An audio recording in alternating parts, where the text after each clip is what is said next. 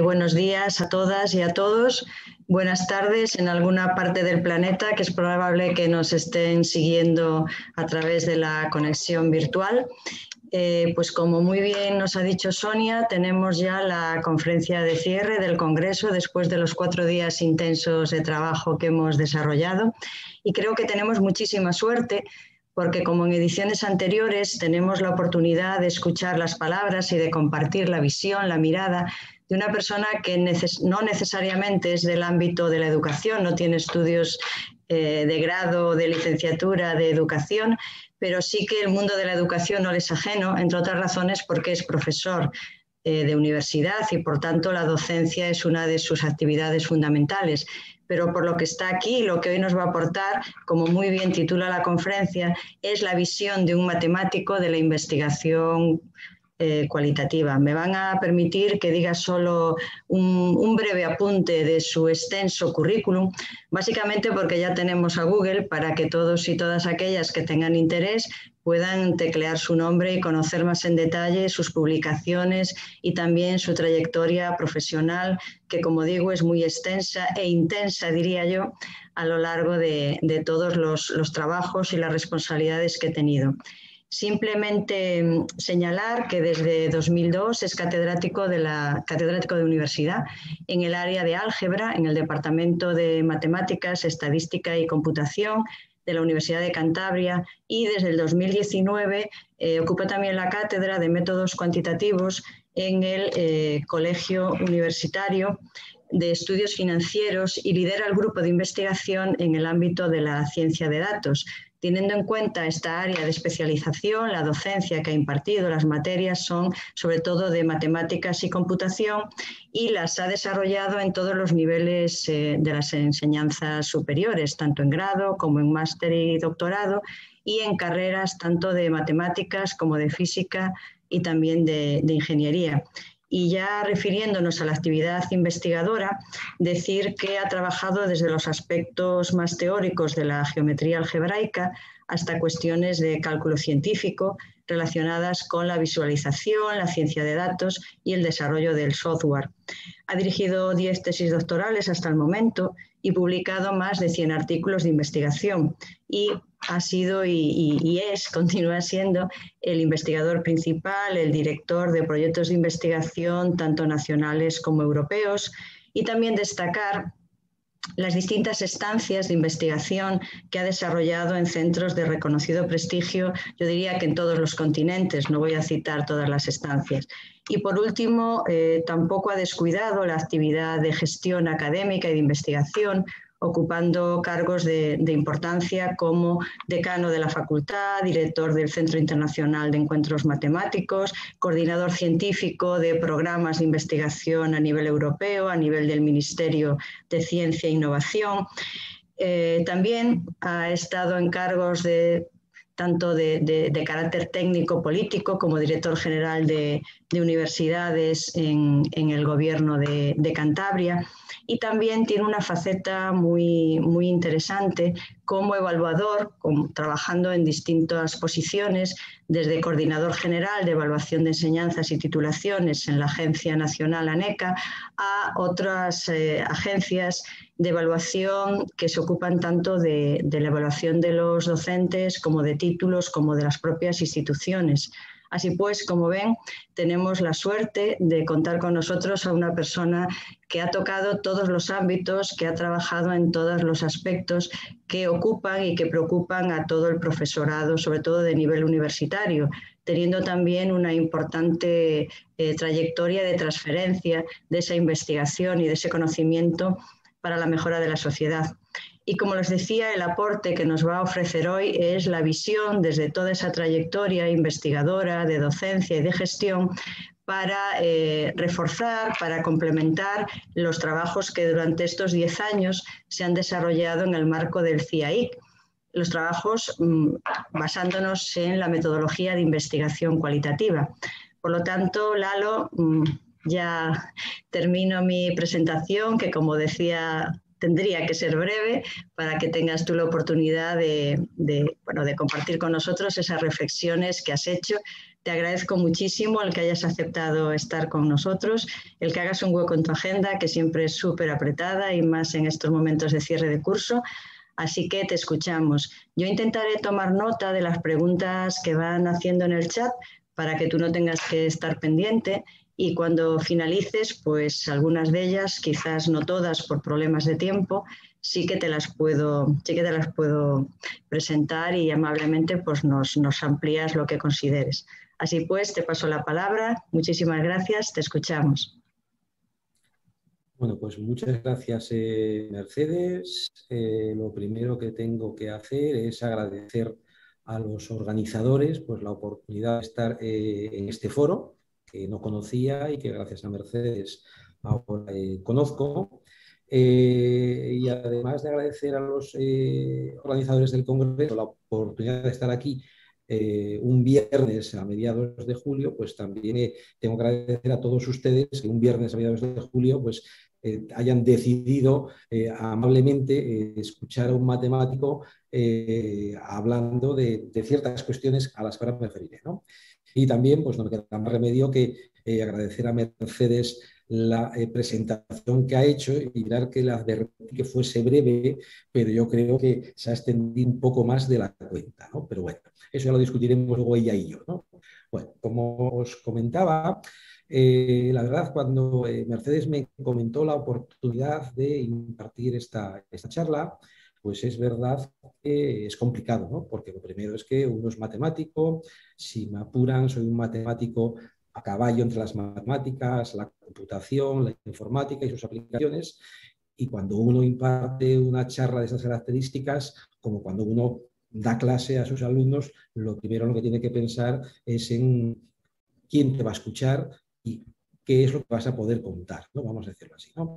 Entonces, lo primero que tengo que hacer y decir es que no se preocupen, que durante toda mi exposición solamente habrá una fórmula. Y es una fórmula tan sumamente extraña que tendré que advertirles que es la fórmula de toda la presentación, ¿no? Y por favor no me cuenten tampoco las fórmulas que tengo detrás en mi pizarra favorita. Esas no cuentan y no las voy a utilizar, ¿no? Digo esto simplemente porque los matemáticos tenemos una tendencia natural y también en ciertos ámbitos de la ciencia a de alguna manera esconder los resultados que queremos contar pues en lo que es ciertos tecnicismos que a veces lo que hacen es justamente que no nos dejan ver el bosque, ¿no? Vamos a decirlo así, ¿no? Y sí que les sorprenderá ver esto en mi presentación, porque sí es verdad que he hecho un pequeño esfuerzo para intentar acercar de la forma más simple posible nociones que soy de los que piensa que no requieren demasiado conocimiento matemático y que por lo menos van a poder de alguna manera entender la idea que está detrás de lo que quisiera contar, ¿no? Es verdad que me pongo en el contexto de la investigación cualitativa. No soy un experto en ese ámbito, evidentemente estoy en un departamento de medios cuantitativos, por lo tanto estoy bastante sesgado hacia cierto lado, pero sí es verdad que aunque la gente piense que los matemáticos somos esencialmente cuantitativos, hoy espero demostrarles que somos mitad y mitad cuantitativos y mitad cualitativos, ¿no? Y es justamente por eso que se encuentran aquí con esta taza. Hay una cuestión fundamental en matemáticas que no tiene nada que ver de momento con los números o con la estadística, que es la cuestión de la forma. Uno de los problemas que más resultados en matemáticas ha producido es justamente el estudio de la forma de los objetos, ¿no? Entonces, bueno, pues verán y observarán, perdón un momentito, que si no se me ha ido, perdón, que ha salido antes, a ver si soy capaz de hacer moverse la taza. Verán que esta taza soy capaz de deformarla y convertirla en una rosquilla. En ciertos ámbitos de la matemática, eso lo que quiere decir es que la taza y la rosquilla tienen la misma forma. Sé que se van a sorprender porque son cosas distintas, pero en matemáticas muchas veces lo que nos dedicamos justamente es a analizar las propiedades, las cualidades, de ahí digamos mi argumento inicial, de los objetos. Desde ese punto de vista, puesto que yo puedo deformar luego hablaremos de qué significa la deformación, una taza de forma continua y la transformo en una rosquilla, pues desde ese punto de vista decimos en matemáticas que esos dos objetos tienen la misma forma. Y lo mismo ocurre con este peluche. Este peluche tiene la misma forma, no se sorprenda más de la cuenta, que una pelota. O sea, de nuevo, justamente hay un movimiento continuo en el sentido de que no se producen roturas, no se producen autocortes, no se producen pegados de otros objetos, pues justamente pues este peluche se transforma, que tiene una forma de vaca, se transforma justamente en una pelota, ¿no? Bueno, pues otro ejemplo típico detrás de ese ámbito de las matemáticas que se dedica a las formas está, por ejemplo, aquí justamente en el plano del metro de Madrid, donde yo hoy me encuentro, ¿no? Bueno, pues en este mapa, como cualquier otro mapa, pero sobre todo en los mapas de los metros, tenemos representadas las estaciones y las líneas de metro que las suben. Desde luego, somos todos muy conscientes de que este mapa es lo más alejado posible de lo que es la realidad en cuanto a distancias y en cuanto a curvas y similares, ¿no? Pero sí es verdad que en cierto sentido este plano es exacto porque nos permite decidir para ir de un sitio a otro justamente qué camino seguir, ¿no? Bueno, pues existe una rama de las matemáticas que se llama la topología, que justamente se dedica a esto, se dedica a investigar la forma de los objetos, se dedica a proporcionarnos herramientas para decidir justamente si dos objetos tienen o no tienen la misma forma. Desde luego, si atendemos a lo que es la semántica de la palabra, cuantitativa versus cualitativa, o al revés, pónganlo en el orden que estime oportuno, pues el preguntarnos si estos dos objetos, la taza y el peluche que tiene forma de vaca, tienen o no tienen la misma forma, o determinar las formas posibles de un conjunto de objetos, pues desde el punto de vista matemático son preguntas que calificamos como cualitativas, puesto que estamos preguntando por propiedades concretas que no están ligadas de momento a ámbitos numéricos. En este caso concreto, como antes les decía, pues decimos que dos objetos son equivalentes desde este punto de vista, si uno se puede deformar en el otro sin cortes, sin pegar nada. O sea, ¿qué se puede hacer? Se puede estirar, torcer, arrugar, doblar, pero no se pueden cerrar o abrir agujeros, no se pueden cortar o rasgar o pegar a otros objetos o aparecer, digamos, autocortes, ¿no? O sea, en ese sentido, pues este ámbito de las matemáticas, la topología, dice que la taza y el peluche en forma de vaca tienen distinta topología porque yo no puedo deformar el uno en el otro, ¿no? Y la clave está justamente, no creo que les sorprenda, en el agujero que tiene la taza o tiene, digamos, la rosquilla en la cual se transforma la taza con el movimiento que antes les he, digamos, he mencionado, ¿no? Bueno, pues sirva esto para mostrar que la componente cualitativa es una componente que en matemáticas aparece, digamos, de forma muy, muy habitual, ¿no? Si vamos a lo que yo entiendo, con mi escaso conocimiento de este ámbito de trabajo, que es la diferencia entre investigación cualitativa e investigación, digamos, cuantitativa, bueno, pues en la parte cualitativa nos encontramos la semántica, nos encontramos la forma de describir o comprender o apreciar conceptos, pensamientos, experiencias. En los métodos cualitativos aparecen entrevistas, aparecen preguntas abiertas donde el conjunto posible de respuestas está, digamos, no está cerrado. Hay que analizar, digamos, lo que es la percepción del observador, al cual se le cuestionan pues ciertos aspectos. Y todo esto en oposición a lo que llamamos o a lo que se refieren los métodos cuantitativos, ¿no? O sea, en la parte cualitativa, pues también buscamos opiniones, percepciones, puntos de vista, ¿no? Y atributos frente a lo que pueden ser números concretos, ¿no? Bueno, os digo todo esto porque todo esto que acabo de decir conecta de forma natural con distintos aspectos que han ido surgiendo en los últimos años en el ámbito de la computación. Aquí pueden ver, digamos, dos cuestiones muy concretas, que es lo que llamamos la minería de textos y discúlpenme porque muchas veces he preferido incluir las dos terminologías, la castellana y la inglesa, simplemente para que yo no me despiste, ¿no? Porque al final, desgraciadamente, uno acaba en ciertos ámbitos hablando más en inglés que en castellano, ¿no? Entonces, bueno, pues aparecen aquí dos herramientas, dos tipos de técnicas que han surgido pues, recientemente y que justamente se dedican en parte o tienen mucho que ver con lo que antes he intentado, seguramente erróneamente, transcribir como que tenemos por detrás dentro de lo que es la investigación cualitativa, ¿no? Desde luego, la minería de textos, buscar en textos características de algún tipo, o lo que llamamos también la minería de sentimientos, porque existe como tal esa disciplina dentro de las técnicas informáticas, el Sentiment o Opinion Mining, pues justamente son dos cuestiones que desde luego y desde mi punto de vista, y esto es digamos una de las líneas argumentales que voy a seguir hoy, pues están muy conectadas con lo que es la investigación cualitativa y desde luego podrían ser herramientas a incluir a la caja de herramientas que un investigador en este ámbito podría utilizar, ¿no? Vamos a hacerlo así, ¿no?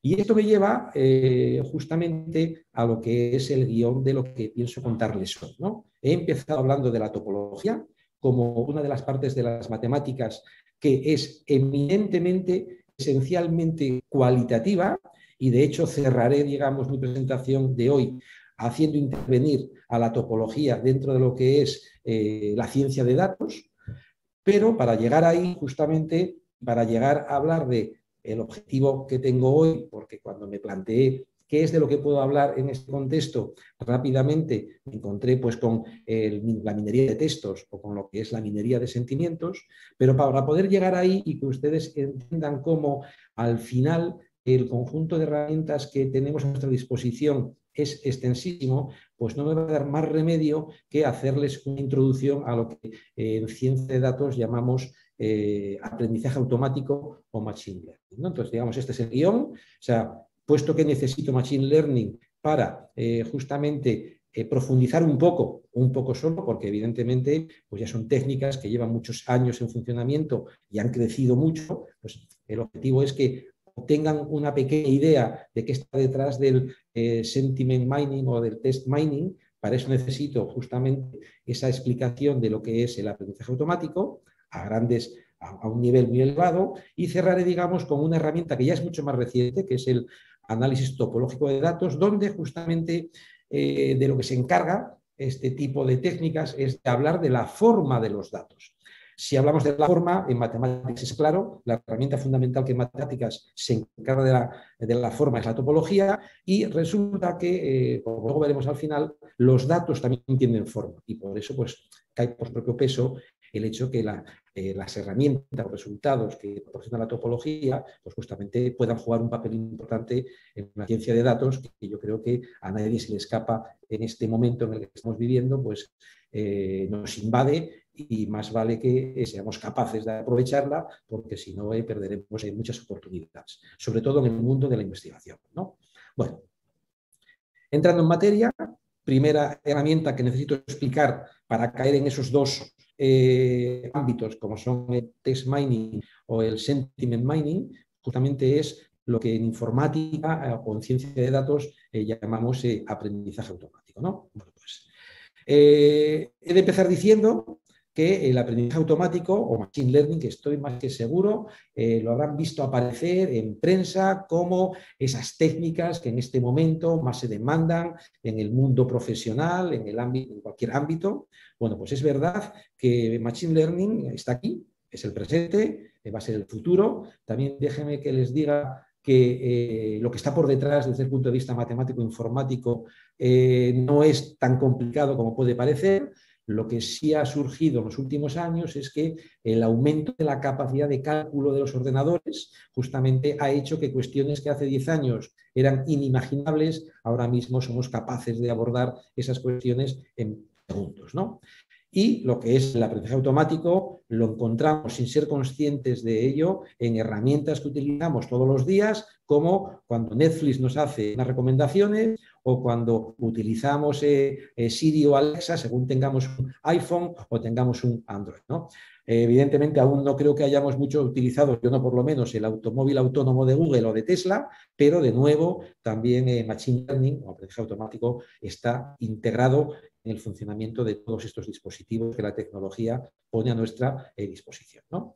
Lo que voy a hacer en este ámbito va a ser simplemente intentar transmitirles una pequeña idea que está detrás justamente del aprendizaje automático, ¿no? Bueno, pues, entrando en materia, como les decía, justamente voy a ser muy básico y también tengo que disculparme, no vaya a ser que haya algún colega informático o matemático en la audiencia y entonces esto le va a parecer demasiado elemental y seguro que se quejaría de algunas de las simplificaciones que voy a hacer, ¿no? Bueno, el primer ejemplo que tengo aquí es justamente para motivar qué es el aprendizaje automático, justamente pues lo que estamos haciendo de alguna manera es intentando, y es muy importante que seamos conscientes de la palabra intentando, reproducir lo que es el funcionamiento de las redes de neuronas que tenemos en nuestro cerebro, ¿no? Pues, cuando somos jóvenes y vemos por primera vez un pez, nos preguntamos qué es un pez. Pero también no todos los peces tienen las mismas formas y colores. Y desde luego, pues de alguna manera, nuestro cerebro es capaz de reconocer distintos formatos de pez y decir que todos ellos se corresponden a un pez, ¿no? Bueno, justamente esta es la manera en la cual queremos que funcione lo que es un ordenador con una técnica de aprendizaje automático, ¿no? La clave es cómo somos capaces de reconocer que, a pesar de que nunca hayamos visto un ejemplo concreto de rodaballo, de lubina, pues que reconozcamos que eso es efectivamente un pez, ¿no? Y la clave justamente es que somos capaces de abstraer esas características comunes que tienen todos los peces y que es lo que nos hacen llevar justamente a que eso es un pez, ¿no? Pues los peces tienen, en su inmensa mayoría, o casi todos, pues cola, branquias, aletas, un par de ojos, y justamente cada vez que vemos esas características y alguna más, de ahí los puntos suspensivos, es cuando decidimos que efectivamente nos encontramos ante un pez, ¿no? Pues justamente lo que va a hacer ahora mismo un ordenador, cuando le preguntemos qué es esto que estás viendo, porque afortunadamente ahora los ordenadores también ven, o le estamos dando un conjunto de datos o una foto y le preguntamos qué es lo que están viendo, pues justamente pues, el aprendizaje automático lo que hace es, de alguna manera, ayudar al ordenador, a partir de un entrenamiento al cual ahora me referiré, aprender y mejorar ese aprendizaje inicial, como hacemos nosotros de jóvenes, y equivocarse cada vez menos cuando tiene que reconocer un pez, ¿no? Insisto que esto es fundamental.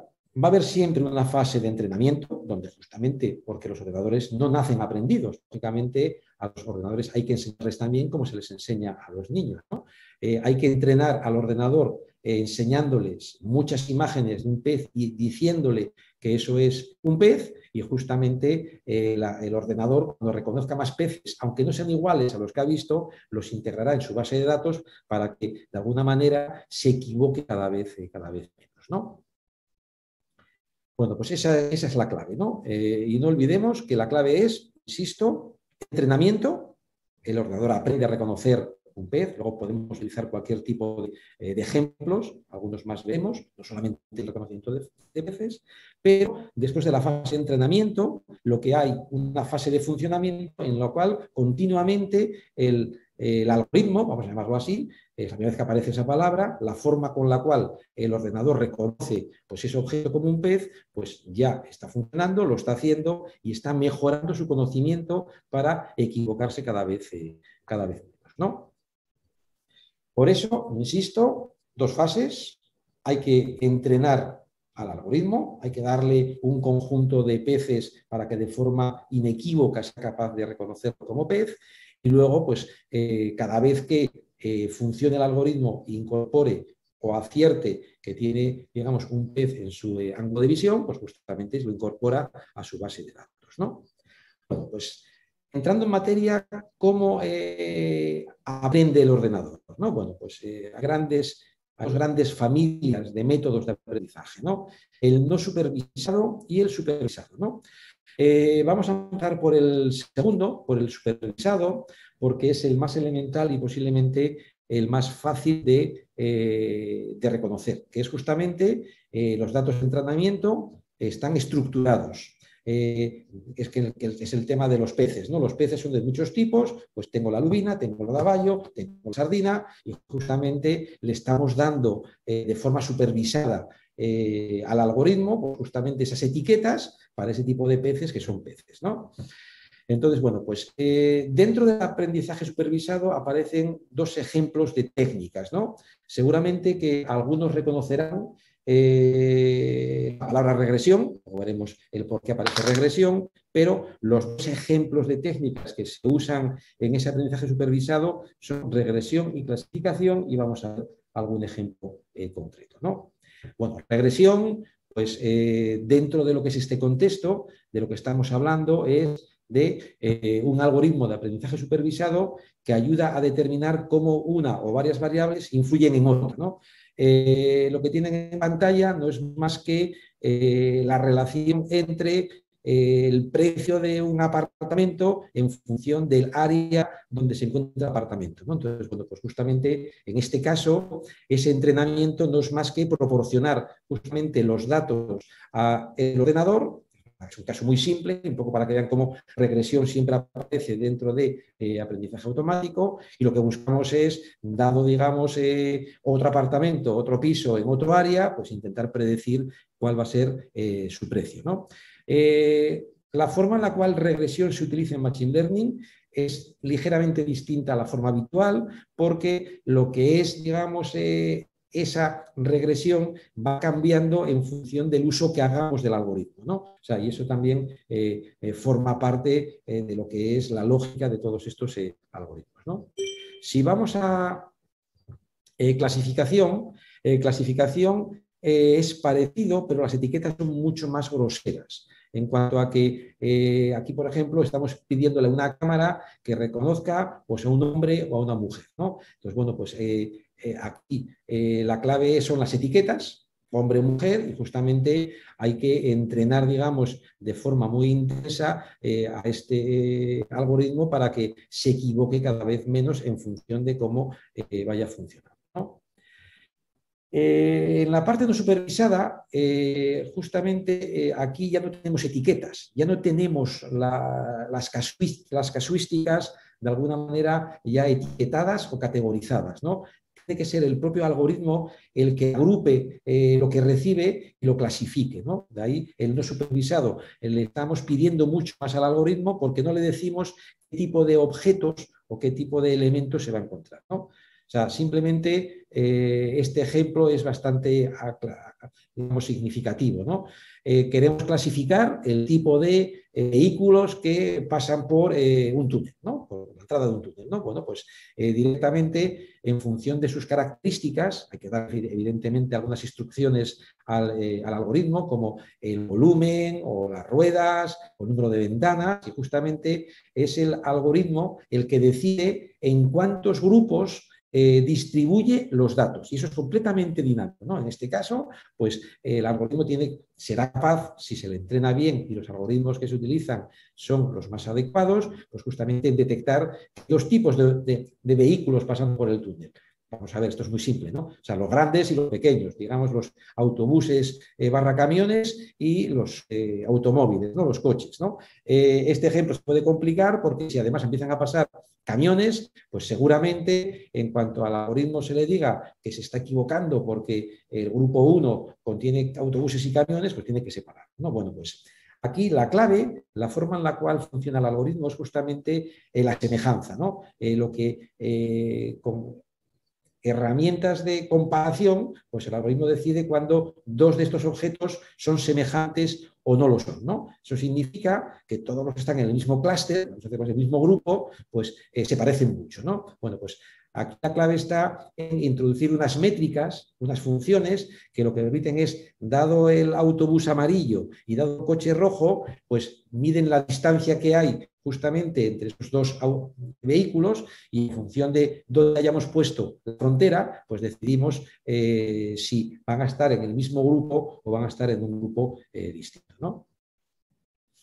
Estos dos ejemplos que vienen a continuación, digamos, también ayudan un poco a entender de qué estamos hablando, ¿no? O sea, en el caso del aprendizaje supervisado, pues aquí ya le decimos nosotros al algoritmo qué es lo que estamos buscando. Estamos buscando a Tom y estamos buscando a Jerry. Tom y Jerry aparecen justamente en unos vídeos en distintas posturas y el algoritmo justamente es capaz de decidir quién de los dos, esa imagen que recibe, si es Tom o si es Jerry, ¿no? Traigo aquí justamente esta figura porque de alguna manera recoge todas las fases de lo que es la puesta en marcha de un algoritmo de aprendizaje automático, ¿no? Hay una fase de recogida de datos, o sea, qué es lo que estoy recibiendo, o sea, en este caso son las imágenes de un animal, un dibujo animado en movimiento.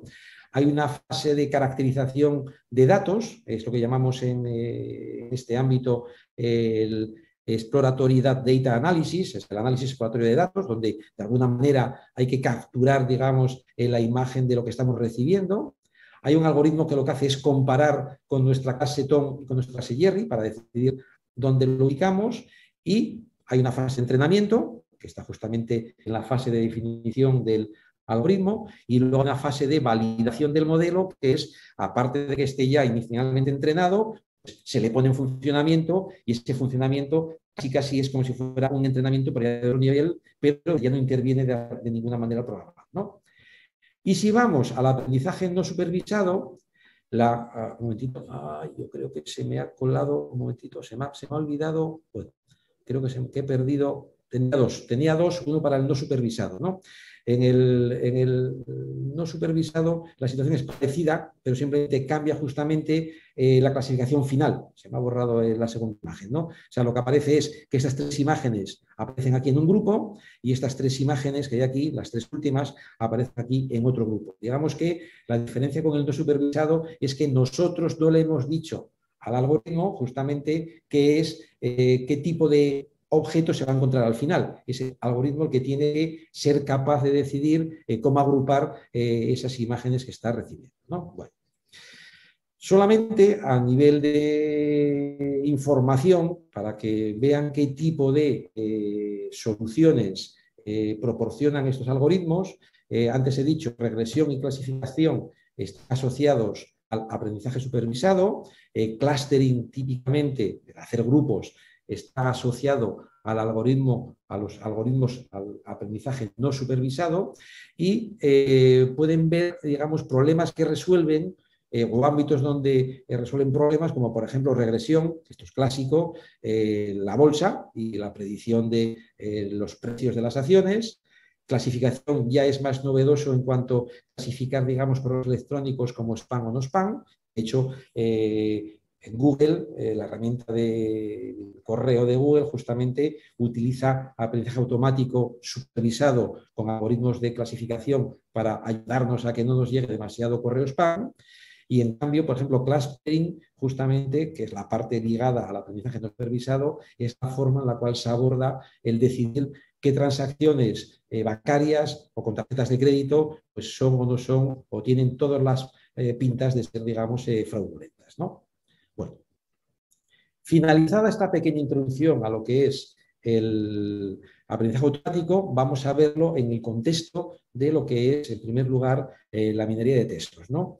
Hablo de minería de textos o hablo de test mining, pero también hablaré un poquito, muy poquito de test análisis, ¿no? O análisis de textos, ¿no? Bueno, pues en este ámbito, ¿qué es la minería de textos, ¿no? Bueno, pues la minería de textos lo que hace es un conjunto de algoritmos, de técnicas, que de hecho están todas implementadas, hay herramientas software que permiten directamente obtener información, como ahora voy a mencionar, sin tener que saber qué es lo que está por debajo del algoritmo, son herramientas de uso, punto. Lo que hacen estas técnicas es transformar un texto no estructurado en un conjunto de datos estructurados que nos permitan analizarlo. uno de los análisis que vamos a hacer es justamente el análisis de sentimientos, pero esto vendrá después, ¿no? ¿Qué utiliza la mayoría de textos? Pues lo que en informática llamamos el procesamiento del lenguaje natural, que es un conjunto de herramientas técnicas que están en la intersección de la lingüística y la informática, y que es lo que hace que permita que los ordenadores entiendan nuestro lenguaje, tanto el oral como el escrito, y lo procesen para exportarlo en la manera que el usuario final quiera hacerlo, ¿no? O sea, de esta manera, el poder, digamos, manipular el texto, ya sea oral o sea escrito, es lo que permite justamente también clasificar o pedir información a un texto en función de que busquemos temáticas, intenciones, sentimientos o aquello que seamos capaces de estructurar para demandárselo justamente a nuestro algoritmo, ¿no? Bueno, ejemplo, este es muy típico, ¿no? O sea, imaginar que queremos examinar pues, todas las reseñas que ponen los usuarios para elogiar o criticar justamente una herramienta concreta de disco duro en la nube. iCloud en Apple o Google Drive en Google, ¿no? Tenemos un montón de usuarios.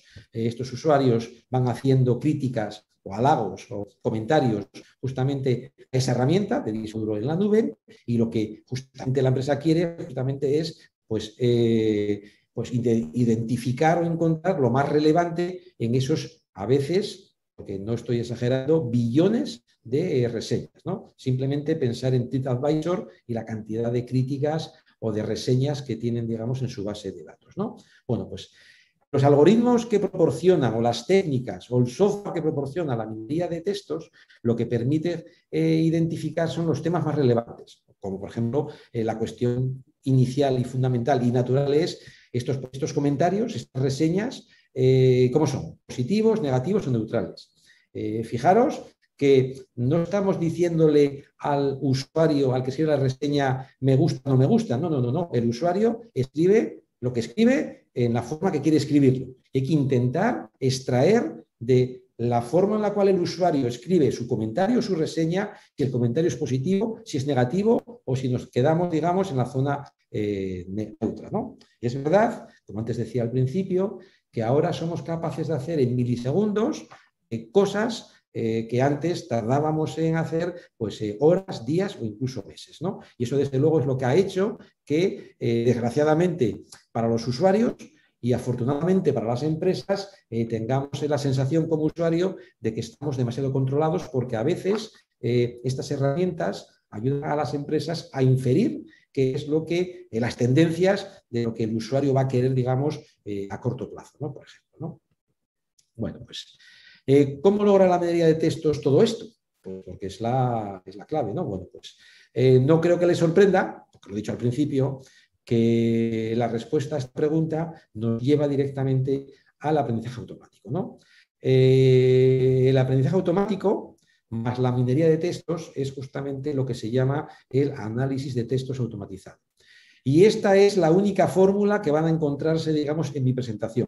Y me ha costado bastante como matemático porque tengo una tendencia natural a incluir más fórmulas, ¿no? Este análisis de textos automatizado es aquello que permite de alguna manera sacar conclusiones que le permita a los gerentes o los dueños de las empresas que estén analizando esos datos, pues justamente abordar una toma de decisiones basado justamente en la experiencia del cliente, ¿no? Y en lo que el cliente dice acerca de lo que le está pasando con ese producto, ¿no? Bueno, pues volviendo a nuestro ejemplo anterior, ¿no? Bueno, pues se quisiera, digamos, de esos billones de reseñas, clasificar, digamos, las revisiones o las reseñas en distintos temas, ¿no? Pues en este caso 4, ¿no? Experiencia de usuario, la primera, errores, precio o la forma en la cual la empresa proporciona, digamos, el soporte, ¿no? Vamos a hacer, ¿no? Entonces, pues, ¿cómo se abordaría este proceso? Siempre, como antes decíamos en el aprendizaje automático, hay una fase de entrenamiento donde los humanos tenemos que estar. Los ordenadores, el punto de partida, de momento, no son capaces de automatizarlo, ¿no? Tiene que haber una definición de temas iniciales, un conjunto de ejemplos asociados a esas etiquetas, y de esa forma es la primera información que se le proporciona, digamos, al algoritmo, ¿no? Luego hay que decidir también cómo de lejos o de cerca están entre sí las etiquetas, cómo de lejos a ciertas cuestiones o de cerca están a estas 4 temáticas que hemos seleccionado, y eso es lo que el ordenador inicialmente va a aprender. Es la fase de entrenamientos, como antes mencionaba, ¿no? Y en esta fase de entrenamiento, los informáticos o los diseñadores o los ingenieros van observando cómo el algoritmo, el modelo, va haciendo sus propias predicciones, y justamente hasta que ese modelo, ese algoritmo se usa de forma ya definitiva, va a haber muchos ajustes porque nunca se acierta a la primera. Son esas primeras predicciones que hace el modelo las que permiten reajustarle. Y hay un ajuste manual por parte de los diseñadores y por los ingenieros, pero luego también, en cuanto el modelo esté ya cerca de lo que es su puesta en funcionamiento, pues es el propio algoritmo, ahí así, de ahí la parte de automático en el aprendizaje, el que se retroalimenta con los resultados que encuentra, digamos, de su aplicación, ¿no? Evidentemente, si uno quiere acelerar la puesta en marcha del modelo, tiene que hacer un esfuerzo grande en la fase de entrenamiento, y que los ejemplos que se cojan para entrenar al modelo pues sean lo suficientemente significativos o representativos, ¿no? Bueno, pues, ¿qué está detrás de la minería de textos? Pues, como está detrás el aprendizaje automático, nos encontramos estadística y lingüística. Porque evidentemente tenemos que manipular el texto oral que se encuentra en el ordenador. En la parte oral es mucho más difícil porque los humanos tenemos una tendencia natural a la hora de hablar de no separar demasiado las palabras, entonces eso genera muchos problemas de interpretación. La parte de entrenamiento ligado a textos escritos es mucho más sencillo porque el texto ya viene estructurado en frases, párrafos, etcétera, etcétera.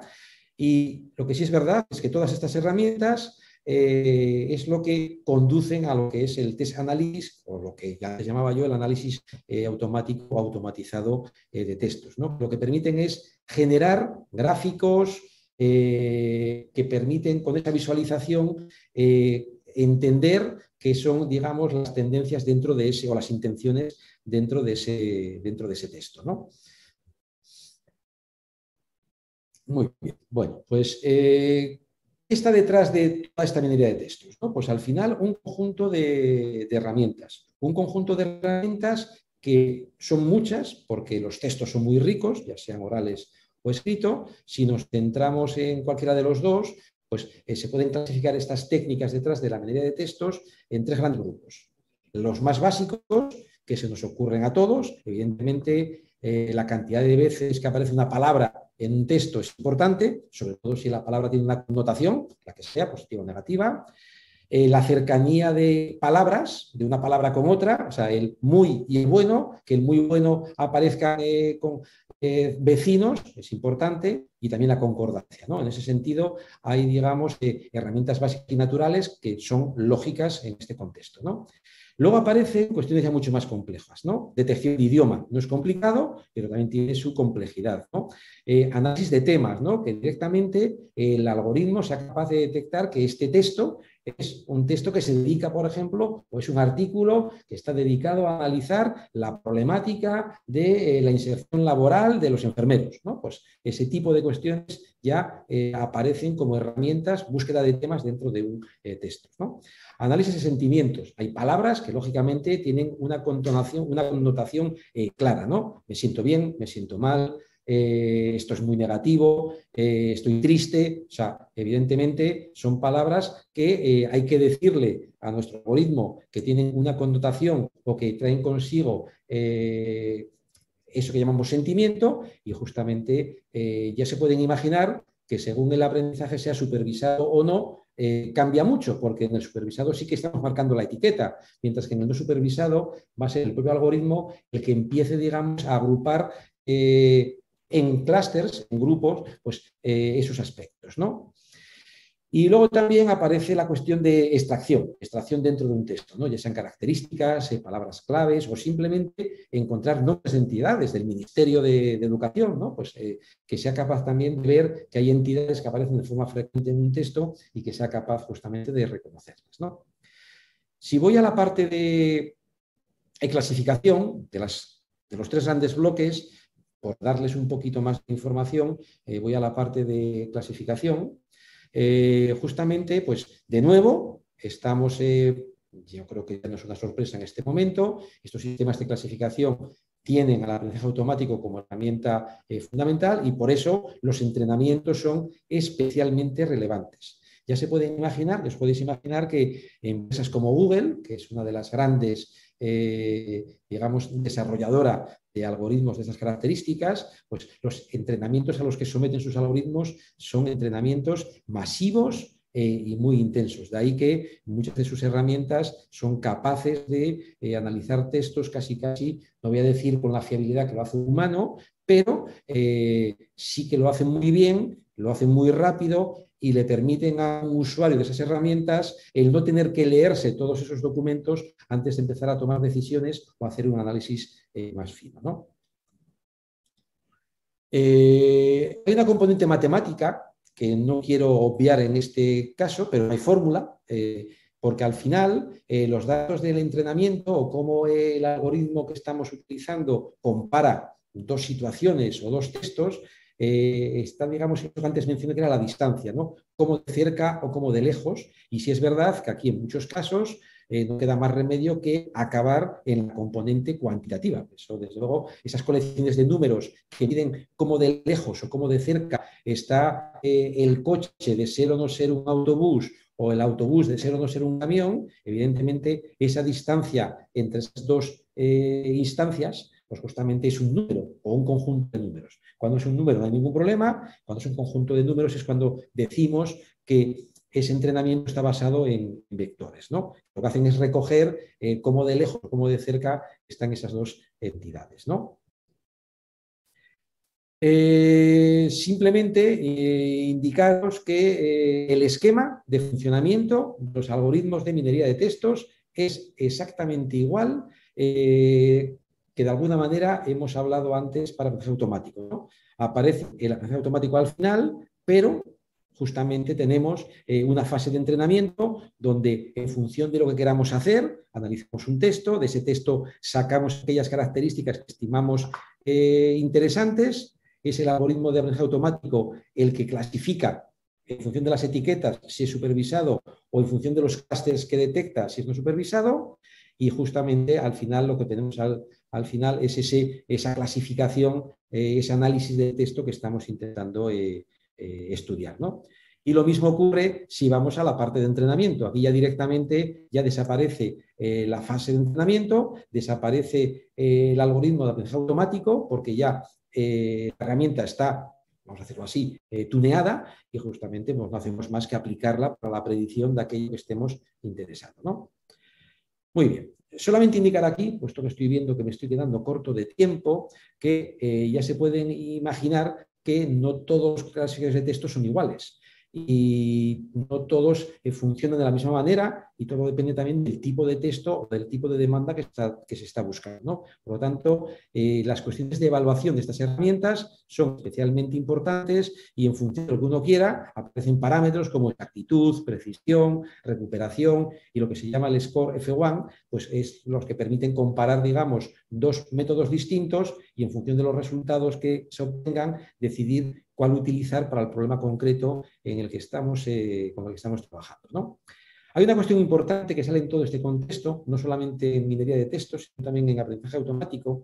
A veces esa fase de entrenamiento incluye una fase interna de predicción. Lo que se hace es, yo tengo datos, sé lo que quiero para cada uno de estos datos, qué es lo que quiero obtener, divido mis datos en dos partes. Una parte con la cual entreno a mi modelo y luego la otra parte lo que hago es ver si dándole el input produce el output que espero, ¿no? Entonces, bueno, pues eso es una estrategia muy habitual en todos estos ámbitos, ¿no? Muy bien, bueno, si vamos al análisis de sentimientos, verán que al final es una parte, este sentiment análisis es una parte de la minería de textos porque lo que hacemos simplemente es concentrarnos en aquellas expresiones o en aquellas marcas, vamos a decirlo así, que tengan una connotación, digamos, positiva, negativa, muy negativa etcétera, etcétera, ¿no? Entonces, bueno, pues ya se pueden imaginar que este tipo de herramientas, pues las empresas, y sobre todo en marketing, se utiliza para valorar lo que es el sentimiento de marca y producto en base a los comentarios de los clientes, ¿no? Y sobre todo también para intentar, de alguna manera, adivinar que van a ser sus necesidades futuras, ¿no? Cuando decía, digamos, que esto forma parte de la minería de textos, es porque al final aquí ponemos el foco en lo que llamamos la polaridad, positivo, negativo, neutro, en la parte de enojado, feliz, triste, en urgente, no urgente, interesado, no interesado. Bueno, pues simplemente indicaros que en este caso estamos de nuevo ante una situación, digamos, muy parecida o un caso particular del que hablábamos antes, ¿no? Y de hecho los diagramas en los cuales se habla de entrenamiento y de predicción son, si os fijáis, son exactamente los mismos, ¿no? Bueno, déjenme que pase a la parte final de mi exposición, que es, voy a intentar acabar como empecé, ¿no? Les mencioné o intenté convenceros de que en matemáticas también nos dedicamos a la investigación cualitativa, cuando estamos hablando, por ejemplo, de la topología o de la forma, y aquí van a aparecer conjuntamente las dos cuestiones. El análisis de datos, donde el aprendizaje automático es el ejemplo más claro que hemos visto, lo que es la topología como la forma en la cual las matemáticas estudian la forma de los objetos. Bueno, pues lo que se llama el análisis topológico de datos, el TDA, pues es muy reciente, debe tener 15 años, vamos a decirlo así, y aparece en ámbitos muy, muy concretos, ¿no? Por ejemplo, una foto. Buscar dentro de una foto patrones, ¿no? O sea, lo que llamamos procesar y segmentar una imagen digital. Pero incluso buscar patrones que forman sistemas biológicos. Un sistema biológico no es más que una bandada de pájaros o una manada de búfalos, ¿no? Simplemente ahí estamos buscando dentro de esos sistemas, dentro de esa información que tenemos, buscar algún tipo de patrón, incluso predecir, por ejemplo, que las bandadas de golondrinas, en función de ciertas características del contexto, pues tienen una forma o tienen otra, ¿no? Y justamente a eso me refiero con la búsqueda de patrones, ¿no? Por eso, este tipo de herramientas, el análisis topológico de datos, tiene su lugar en lo que es la búsqueda de patrones en sistemas muy complejos de datos, ¿no? Una foto, pues ya se pueden imaginar, os podéis imaginar que es pues un conjunto de datos muy complicado de gestionar, porque al final estamos hablando de colores en puntos concretos de la foto y son muchos, ¿no? Vamos a hacerlo así, ¿no? Bueno, ¿qué diferencia hay entre análisis topológico y aprendizaje automático? Bueno, pues el TDA, permítanme que use TDA como acrónimo de análisis topológico de datos, pues busca exclusivamente los patrones, vamos a decirlo así, mientras que lo que hace Machine Learning, aprendizaje automático, busca más herramientas de predicción, ¿no? Déjenme plantearles algunas preguntas, ¿no? Pues ¿cómo funciona estos métodos, ¿no? Bueno, pues yo creo que en matemáticas o en topología, pues definir la forma de una taza o un balón no es complicado, vamos a decirlo así, ¿no? Pero el problema que tenemos en ciencia de datos es que no tenemos un balón o no tenemos una taza. Lo que tenemos es un conjunto de 1.000 millones de puntos o 200.000 puntos, ¿no? Que representan, si hablamos de 1.000 millones de puntos, estoy hablando de una foto. Si hablamos de 200.000 datos, pues justamente estamos hablando, o puntos, es la ubicación de las golondrinas en distintas bandadas, ¿no? Bueno, pues ya no estamos hablando de una esfera, ya no estamos hablando de una taza, ¿no? ¿Qué hacemos para definir la topología de esos datos? Ahí está el punto clave, ¿no? Bueno, pues al final lo que se hace es dibujar los puntos, siempre que se pueda, porque a veces no se puede, pero lo que se intenta es conectar los puntos. Y hay una herramienta en topología que se llama la homología persistente, que lo que hace es definir relaciones entre puntos conectándolos, ¿no? Si tengo dos puntos, una forma natural de conectarlos es mediante un segmento, una línea recta que uno con el otro. Si tengo tres puntos, una forma natural de conectarlos es construyendo un triángulo, ¿no? Que une los tres puntos, ¿no? Dicho de otra manera, lo que hacemos en TDA es, dados los puntos que representan el conjunto de datos que quiero estudiar, en función de ciertas reglas, justamente los conectamos, ¿no? Pues podemos conectarlos de 2 en 2, de 3 en 3, de 4 en 4, de 5 en 5, vamos complejificando, vamos a decirlo así, la información que tenemos. cuestiones fundamentales aquí y que dependen del problema concreto, ¿no? ¿Cuándo se decide que 2 o 3 o 4 puntos deben estar unidos y cuándo no? Esa es la parte fundamental y que depende del problema, ¿no?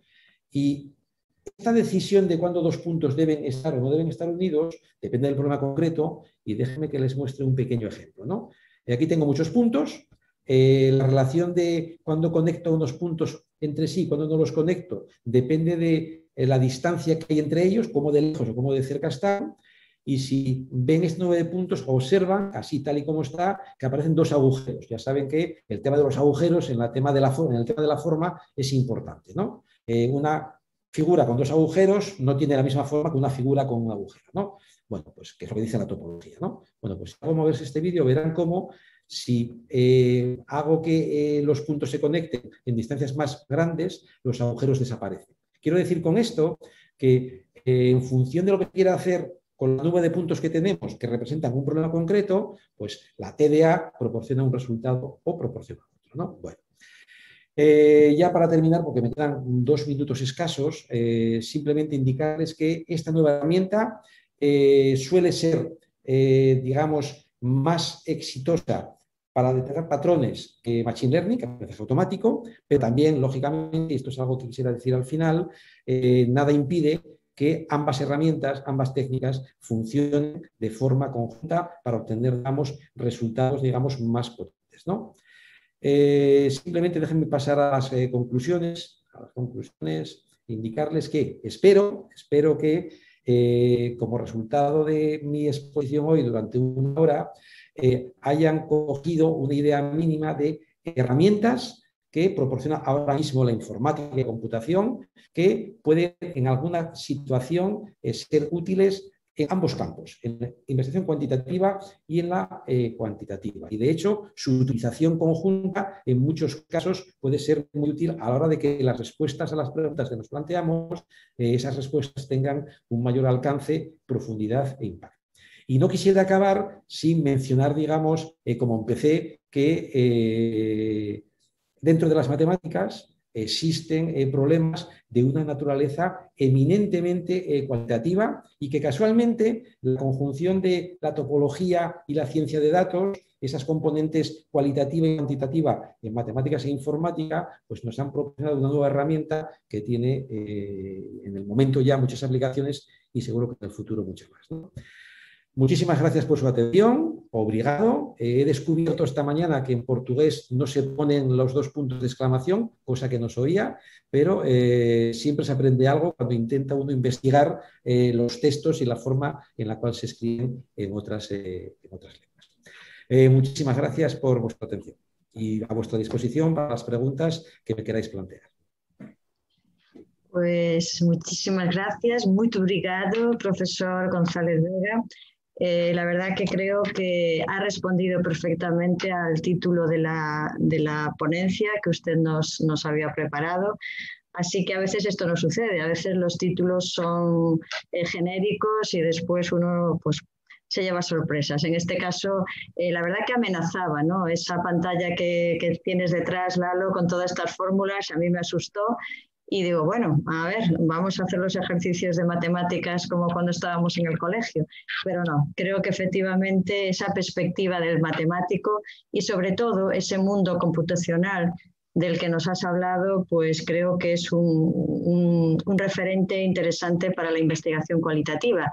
Y sobre todo, tal y como decías al inicio, el que se trabaje con palabras no sea óbice, no sea un impedimento para también poder utilizar la minería de datos. Esa era la idea del comité organizador, el buscar a alguien que nos abriera las puertas, nos abriera la mente también, cómo no decirlo, a cómo todas las estrategias computacionales también pueden ser útiles en el mundo de las palabras, de las imágenes también, que es el que trabajamos en investigación cualitativa. Así que muchísimas gracias. En el chat y a través de otros mecanismos estamos recibiendo pues, felicitaciones por tu ponencia y algunas preguntas. Así que voy a comentarte alguna de ellas. Una de ellas sería ¿cuál sería el papel del investigador cualitativo cuando en la mayor parte de las veces en investigación cualitativa el investigador es a las veces instrumento de recogida y de análisis de datos, tiene ese doble rol. Podría pensarse que lo que tú nos estás comentando tiene más que ver con equipos, tiene más que ver con una infraestructura mucho más compleja con la que habitualmente trabaja un investigador cualitativo, y en los trabajos que se han presentado en el Congreso se veía pues estudios de una dimensión más reducida, ¿no? Entonces, dinos en qué medida podemos abrirnos a ese mundo que tú nos has presentado. Bueno, pues si me permitís decirlo, yo creo que a Mercedes, se lo he dicho ya varias veces, voy a ser un poco gallego. Si saben que los gallegos siempre responden con una pregunta. Eso es una leyenda. Llaman galos de Oviedo, que está muy cerquita de Galicia y por eso está contagiado. Sí, sí, exactamente, debe ser eso. Somos primos hermanos, decimos, ¿no? Vamos a ver. Voy a devolver la pregunta. Para mí, y esto seguramente puede ser objeto de debate y de una mesa redonda y de discusiones infinitas, ¿no? Para mí no existe el investigador cualitativo o cuantitativo. Existe el investigador. Vamos a empezar a partir de ahí. Y luego, lo que hay que hacer es, en función del problema que uno tiene un conjunto de herramientas y tiene que utilizar las que se adapten a ese problema y, sobre todo, las que proporcionen, digamos, las soluciones al problema que se quiere resolver, ¿no? Vamos a decirlo así.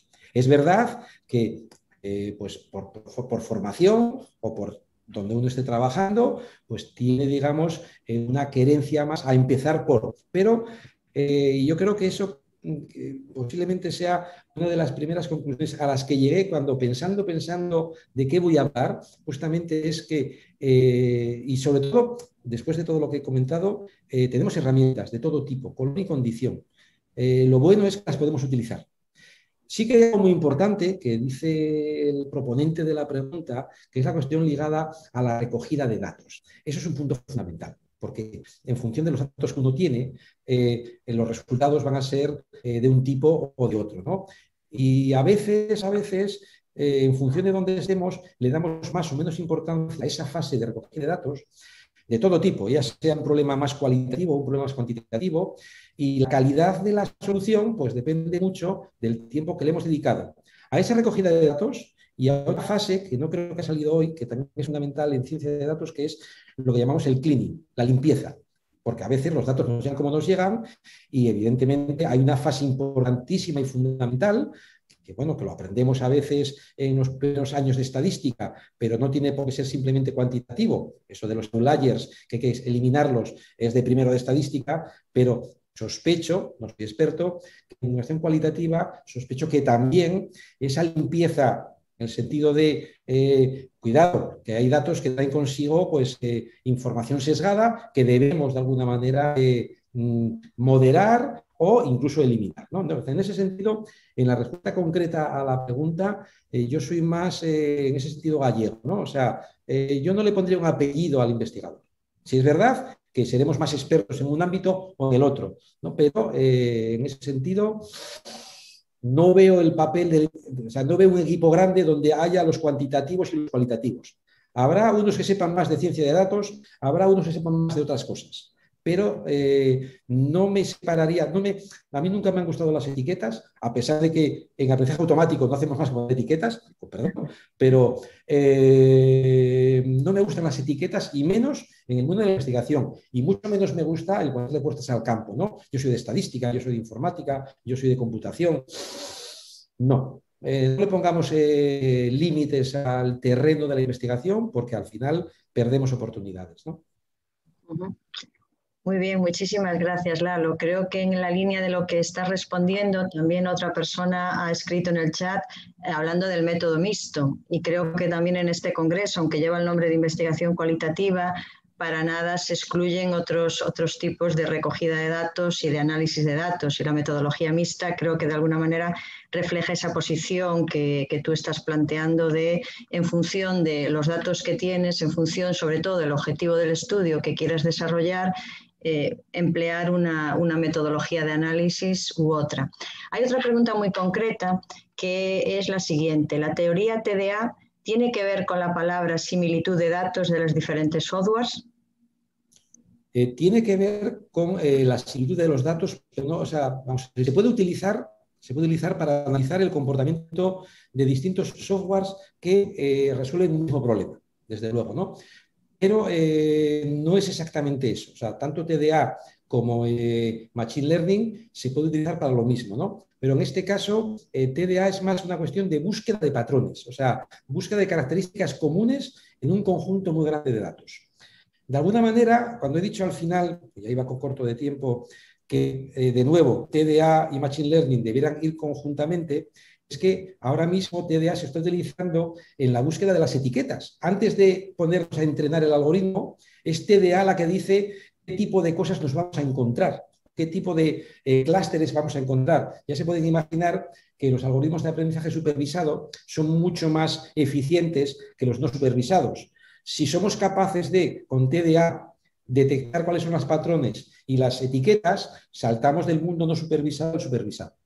Y es ahí donde conviven perfectamente, ¿no?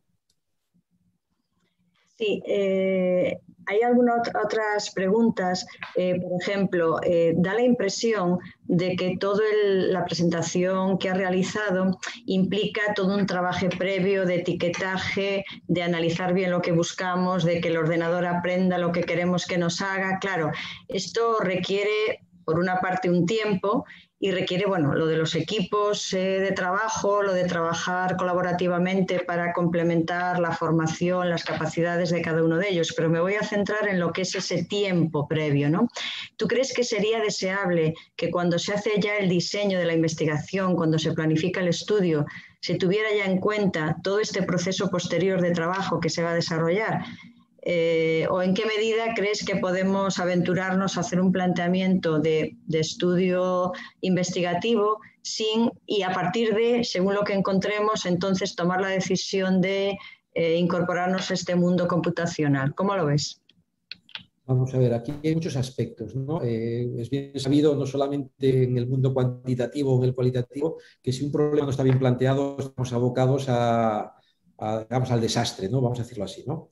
Pero es verdad que depende mucho del problema concreto, depende mucho de la cantidad de datos que se tengan, depende mucho de cómo esos datos que se tienen inicialmente están estructurados. Hay algo que yo creo que no he explicado porque o se me ha olvidado o no me he acordado, es que también la gran ventaja del aprendizaje automático es que no hace falta llegar hasta el final. O sea, una vez que entrenas tu modelo y lo entrenas bien, vas a conseguir reducir mucho el tiempo. Claro, ahora me vas a preguntar qué significa eso de entrenarlo bien. Ahí está, digamos, el kit de la cuestión, ¿no? Vamos a decirlo así, ¿no?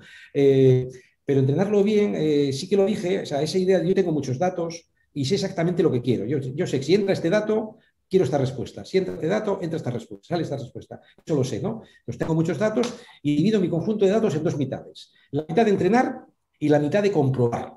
En la mitad de entrenar es lo que le digo al algoritmo, si entra esto, sale esto, si entra esto, sale esto, y luego ya con la otra mitad de datos lo que hago es, no la pongo en funcionamiento, simplemente le entreno con los otros, compruebo cómo de bien y cómo de mal funciona. Esta es la estrategia más exitosa, la que se utiliza de forma natural en el 99% de los casos. Entonces, bueno, pues, pero claro, todo esto depende de la cantidad de datos que uno tiene. Si tienes pocos datos, ya sabes que debieras ir a una parte no supervisada, porque posiblemente haya clústeres o situaciones que no eres consciente de que existen. En investigación cualitativa, visto desde fuera con mi desconocimiento, es mucho más natural ir a la parte no supervisada, porque no sabemos, no tenemos claro qué resultados vamos a encontrar.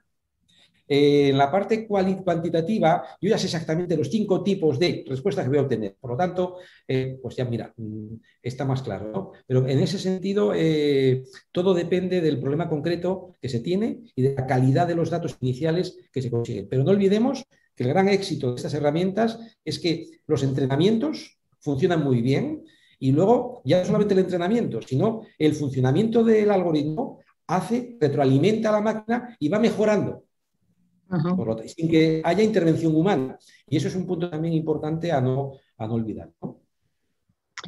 Muy bien, aunque hay varias cuestiones y yo en concreto tengo unas cuantas, porque lo que me has abierto son muchas puertas y muchas ventanas, pero espero que tengamos otras ocasiones y también el resto de las personas que están siguiendo y que están felicitando tu presentación. Vamos a hacer la última porque el tiempo, y tú también estabas ahora hablando del tiempo, pues nos limita el poder seguir conversando, ¿no? Entonces, la última de las preguntas, que además creo que es pertinente y es interesante porque se refiere al análisis de imágenes. Y a veces se nos olvida que también, aparte de las palabras, trabajamos con imágenes. La voy a leer tal cual. Dice, ¿cómo ve? Sí, la he leído, ¿eh? Ya la he leído. Vale. Entonces, Ya la he no, leído. pero quizás como Es está... la pregunta de Ana Rodríguez, ¿no? De Ana Rodríguez la pregunta, ¿no? ¿Cómo ve el futuro del análisis automatizado de imágenes? Bueno, pues si quieres nos respondes porque creo que todo el mundo puede acceder al chat. Es un mundo. Evitamos... Vamos a ver, esto es un mundo. Es un mundo. Hay que diferenciar muchos aspectos, ¿no? El análisis, digamos, de imágenes estáticas frente a análisis de imágenes dinámicas. O sea, he mencionado antes los vehículos sin conductor. En los vehículos sin conductor están basados en el reconocimiento de imágenes en tiempo real, en milisegundos. Y tienen que detectar, por ejemplo, un stop en milisegundos para saber que tiene que pararse. O sea, un poco para que se hagan una idea, el ejemplo que pongo yo siempre aquí es que en Estados Unidos, para fastidiar a Tesla, pues hay gente que se dedica a pintar las señales de stop para que el coche se equivoque. Porque le pinta la señal y entonces el coche detecta que eso no es una señal de stop.